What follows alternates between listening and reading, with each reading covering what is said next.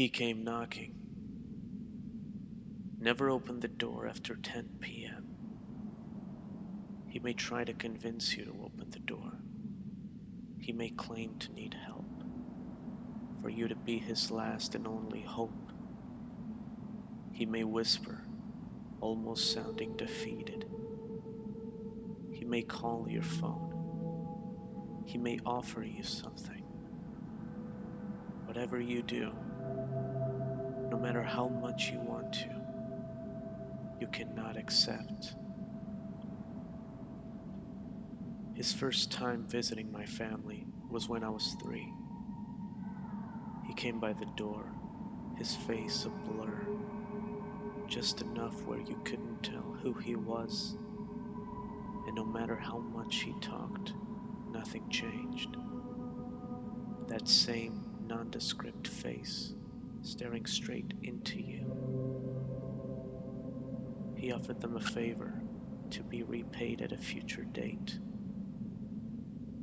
Obviously, my parents were sketched out beyond belief, so they declined. They closed the door, locked the windows, and called the police. The next time he stopped by was after we moved across the country. We ended up moving from California to New York, following my dad's new job at an accounting firm in the Big Apple. When I was 7, after a few months in my new home, he dropped by again, waking my parents up. They went to the door in a groggy haze, looked through the peephole, and saw that same shrouded figure staring straight through the door. He called the police, who came by in 4 minutes. He was gone. The next night, he came again. And just like last time, he was gone before the police even arrived. We decided to install security cameras by the door. We also convinced our neighbors across the street to install some as well, on our dime. It's amazing how easy it is to convince people to improve their security when you're the one paying for it. My parents decided to install the fancy ones. They're attached to the house's electrical system, but have their own private batteries. They automatically updated everything to the cloud as they were recording, and also stored a physical copy of the footage, with memory lasting up to 72 hours of continuous recording. So, armed with the safety of at least knowing we'd have them on film should they decide to come by again, we went to sleep. We walked to the door, adrenaline waking us up. "Asshole, we know who you are. We have cameras. We've already called the police," boomed my father, prompting me to hide behind a chair. His voice sounded like a rusty spoon going through a blender. "You have nothing." He was gone. First thing we did, check the footage.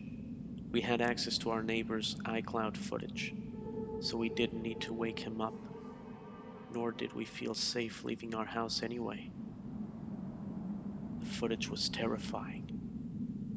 He was staring straight at the camera. Still, even though his gaze was fixed concretely up at the monitor, we got nothing.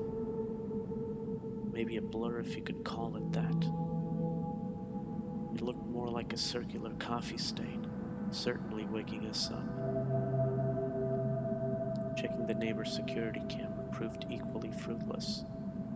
The same stain, staring straight at the camera across the street. It was illogical, irrational, just plain wrong.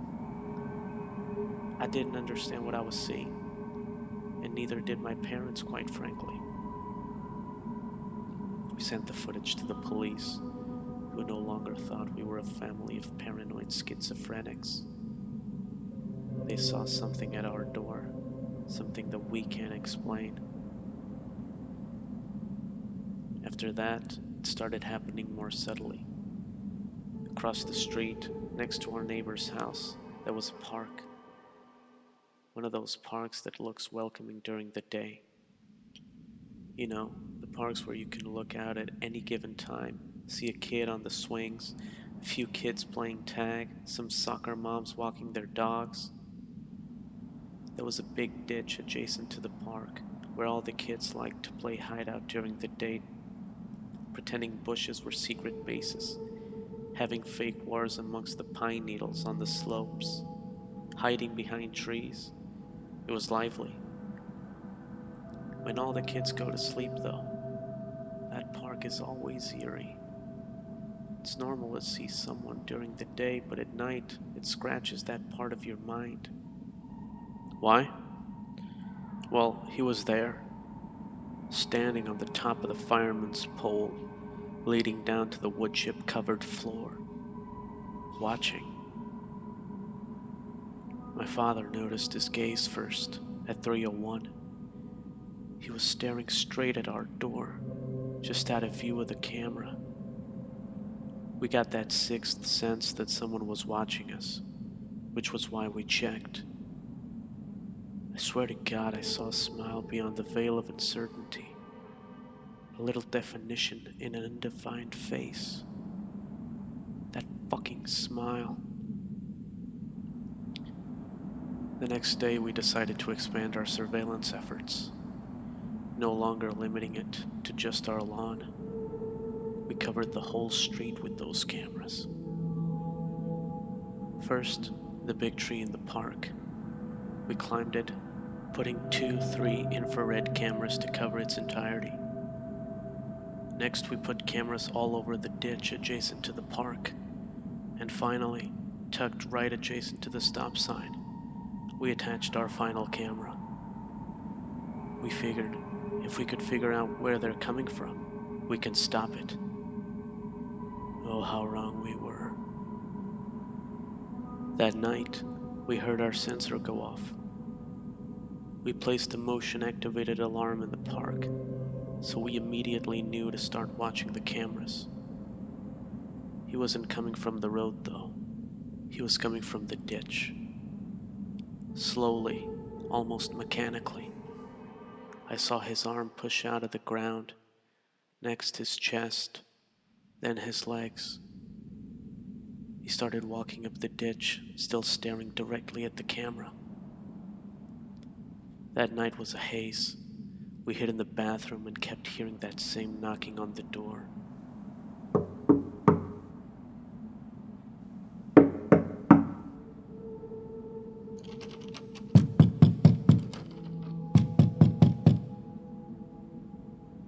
My dad had enough of it. He walked outside with a metal baseball bat, pushing us back. My mom was wailing. I was hiding and the door was opening. I was behind the chair as I saw my dad get taken. He joined the blur and the knocking stopped. My mother called the police, crying and screaming. I wasn't sure what just happened.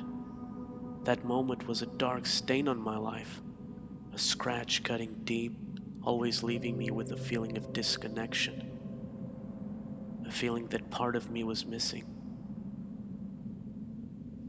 He started knocking on my door last week, and he said he can grant me a favor. He says he can bring my father back. I feel like part of me has been gone since that night. I might just have to open up